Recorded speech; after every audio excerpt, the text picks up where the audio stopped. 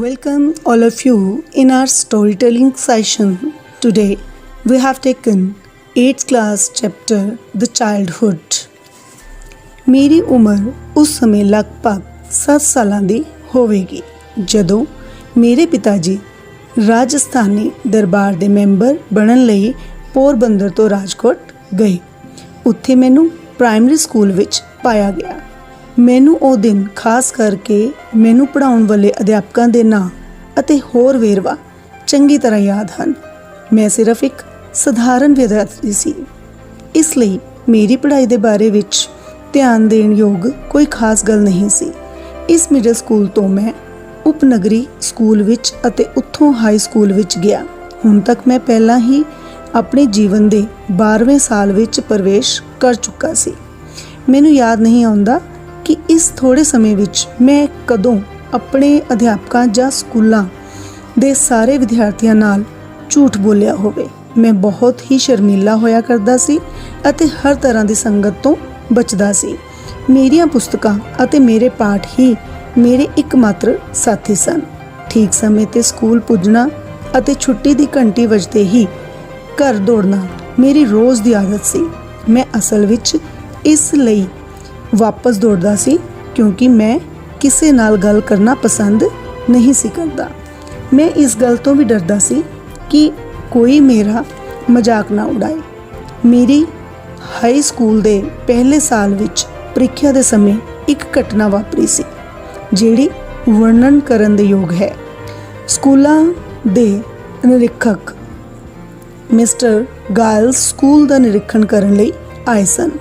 ਉਹਨਾਂ ਨੇ ਸ਼ਬਦ ਉਚਾਰਨ ਦੇ ਅਭਿਆਸ ਲਈ ਮੈਨੂੰ 5 ਸ਼ਬਦ ਲਿਖਣ ਲਈ ਦਿੱਤੇ। ਉਹਨਾਂ ਵਿੱਚੋਂ ਇੱਕ ਸ਼ਬਦ ਕੈਟਲ ਸੀ। ਮੈਂ ਇਸ ਦਾ ਗਲਤ ਸ਼ਬਦ ਜੋੜ ਕਰ ਦਿੱਤਾ ਸੀ। ਅਧਿਆਪਕ ਨੇ ਆਪਣੇ ਬੂਟ ਦੀ ਨੋਕ ਨਾਲ ਮੈਨੂੰ ਕੁਝ ਕਰਨ ਲਈ ਪ੍ਰੇਰਿਤ ਕੀਤਾ, ਪਰ ਮੈਂ ਪ੍ਰੇਰਿਤ ਨਹੀਂ ਹੋਇਆ। ਇਹ ਗੱਲ ਮੇਰੀ ਸਮਝ ਤੋਂ ਬਾਹਰ ਸੀ ਕਿ ਉਹ ਭਾਵ ਅਧਿਆਪਕ ਚਾਹੁੰਦੇ ਸਨ ਕਿ ਮੈਂ ਆਪਣੇ ਨਾਲ ਵਾਲੇ ਵਿਦਿਆਰਥੀ ਦੀ ਸਲੇਟ ਤੋਂ ਸ਼ਬਦ ਜੋੜ ਦੀ ਨਕਲ ਕਰ ਲਵਾਂ। ਮੈਂ ਤਾਂ ਇਹ ਸਮਝਦਾ ਸੀ ਕਿ ਅਧਿਆਪਕ ਨਕਲ ਰੋਕਣ ਲਈ ਨਿਗਰਾਨੀ 'ਤੇ ਸਨ।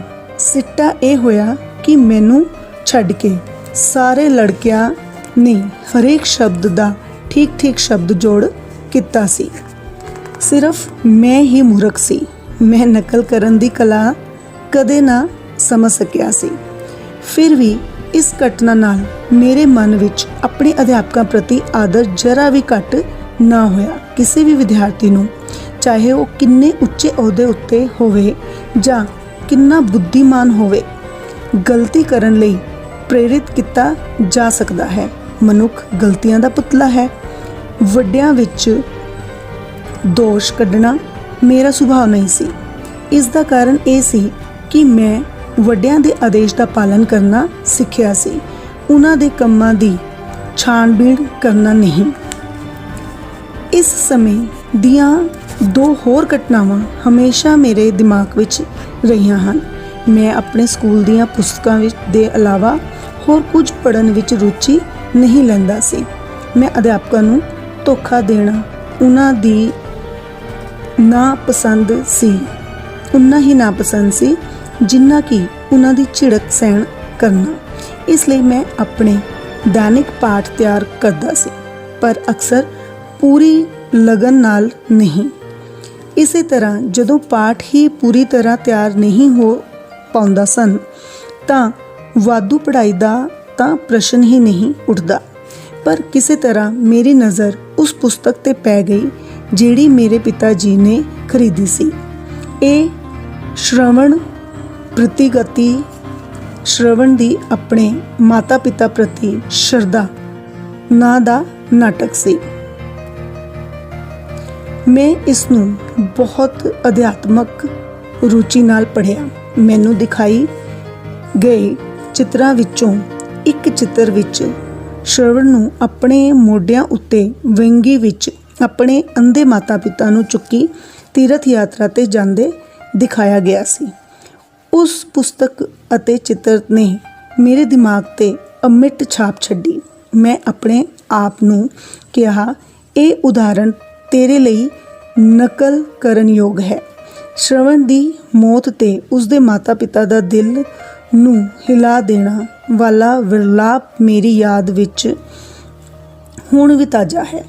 ਉਸ ਮਨ ਪਿਘਲਾ ਦੇਣ ਵਾਲੀ ਧੁਨ ਨੇ ਮੈਨੂੰ ਪੂਰੀ ਤਰ੍ਹਾਂ ਵਿਚਲਿਤ ਕਰ ਦਿੱਤਾ ਅਤੇ ਮੈਂ ਉਸ ਧੁਨ ਨੂੰ ਕੰਸਰਟੀਨਾ ਸੰਗੀਤ ਦਾ ਸਾਜ਼ ਜਿਹੜੀ ਪਿਤਾ ਜੀ ਨੇ ਮੇਰੇ ਲਈ ਖਰੀਦੀ ਸੀ ਉੱਤੇ ਵਜਾਇਆ।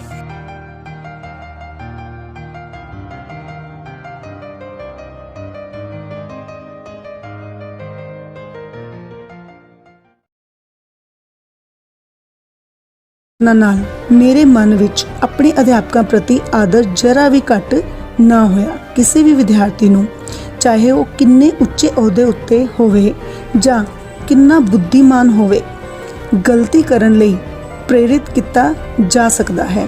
ਮਨੁੱਖ ਗਲਤੀਆਂ ਦਾ ਪੁਤਲਾ ਹੈ। ਵੱਡਿਆਂ ਵਿੱਚ ਦੋਸ਼ ਕੱਢਣਾ ਮੇਰਾ ਸੁਭਾਅ ਨਹੀਂ ਸੀ। ਇਸ ਦਾ ਕਾਰਨ ਇਹ ਸੀ ਕਿ ਮੈਂ ਵੱਡਿਆਂ ਦੇ ਆਦੇਸ਼ ਦਾ ਪਾਲਣ ਕਰਨਾ ਸਿੱਖਿਆ ਸੀ, ਉਹਨਾਂ ਦੇ ਕੰਮਾਂ ਦੀ ਛਾਣਬੀਣ ਕਰਨਾ ਨਹੀਂ। ਇਸ ਸਮੇਂ ਦੀਆਂ ਦੋ ਹੋਰ ਘਟਨਾਵਾਂ ਹਮੇਸ਼ਾ ਮੇਰੇ ਦਿਮਾਗ ਵਿੱਚ ਰਹੀਆਂ ਹਨ। ਮੈਂ ਆਪਣੇ ਸਕੂਲ ਦੀਆਂ ਪੁਸਤਕਾਂ ਵਿੱਚ ਦੇ ਇਲਾਵਾ ਹੋਰ ਕੁਝ ਪੜ੍ਹਨ ਵਿੱਚ ਰੁਚੀ ਨਹੀਂ ਲੈਂਦਾ ਸੀ।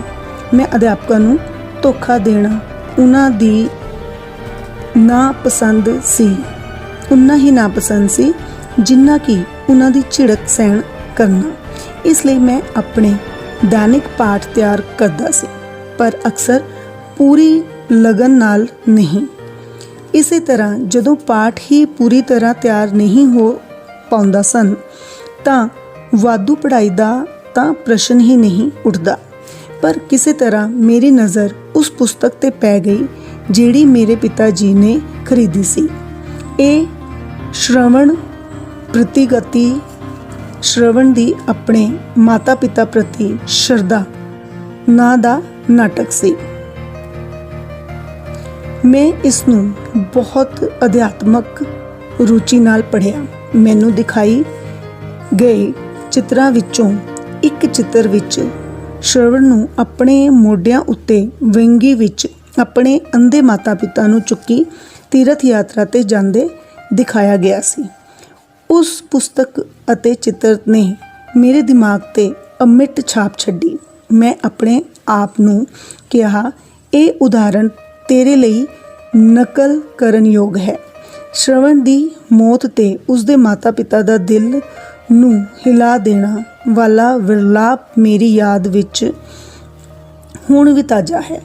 ਉਸ ਮਨ ਪਿਘਲਾ ਦੇਣ ਵਾਲੀ ਧੁਨ ਨੇ ਮੈਨੂੰ ਪੂਰੀ ਤਰ੍ਹਾਂ ਵਿਚਲਿਤ ਕਰ ਦਿੱਤਾ ਅਤੇ ਮੈਂ ਉਸ ਧੁਨ ਨੂੰ ਕੰਸਰਟੀਨਾ ਸੰਗੀਤ ਦਾ ਸਾਜ਼ ਜਿਹੜੀ ਪਿਤਾ ਜੀ ਨੇ ਮੇਰੇ ਲਈ ਖਰੀਦੀ ਸੀ ਉੱਤੇ ਵਜਾਇਆ।